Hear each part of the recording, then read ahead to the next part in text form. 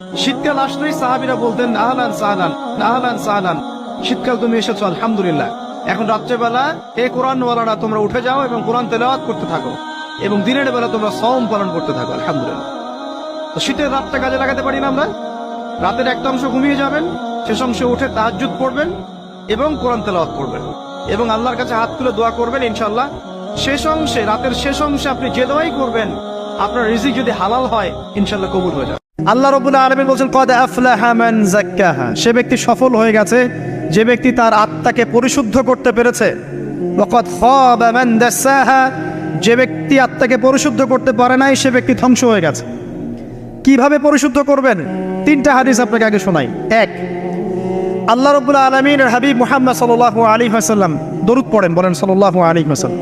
তিনি বলছেন যে আল্লাহর এমন কিছু বান্দা আছে যারা জান্নাতে প্রবেশ করবে যাদের অন্তরটা হবে পাখির মতো নরম। কার মতো?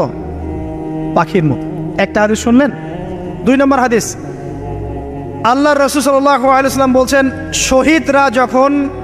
শহীদদের আত্মা যখন আল্লাহর কাছে পৌঁছায়, আল্লাহ রাব্বুল আলামিন সেই আত্মাগুলোকে সবুজ রঙের কিছু পাখির মধ্যে প্রদান করেন এবং সেই পাখিগুলো আরশের নিচে লণ্ঠন আছে এখানে বসে থাকে এবং তারা জান্নাতের যে কোনো জায়গায় যায়, ঘুরে খাবার খায়, আবার ফিরে আসে। আল্লাহ পাক তাদেরকে বলেন যে তোমরা কি চাও, তোমরা কি চাও? শহীদরা কিচ্ছু বলতে পারে না। কি চাইবো? আল্লাহ এত নিয়ামত দিয়েছেন, কি চাইব? যখন আল্লাহ বারংবার প্রশ্ন করতে থাকেন তোমরা কি আর কিছু চাও, তোমরা কি আর কিছু চাও, তোমরা কি আর কিছু চাও, তখন শহীদরা শেষে বুঝে যে আমাদের কিছু না কিছু তো বলতে হবে এখন। তখন তারা বলে হে আল্লাহ, আমরা আরো একবার পৃথিবীতে যেতে চাই এবং তোমার পথে জীবন দিয়ে আবার ফিরে আসতে চাই। আল্লাহ পাক বলেন এই সুযোগ তো আর নেই, অতএব তোমাদের আর কিছু চাওয়ার নেই, তোমরা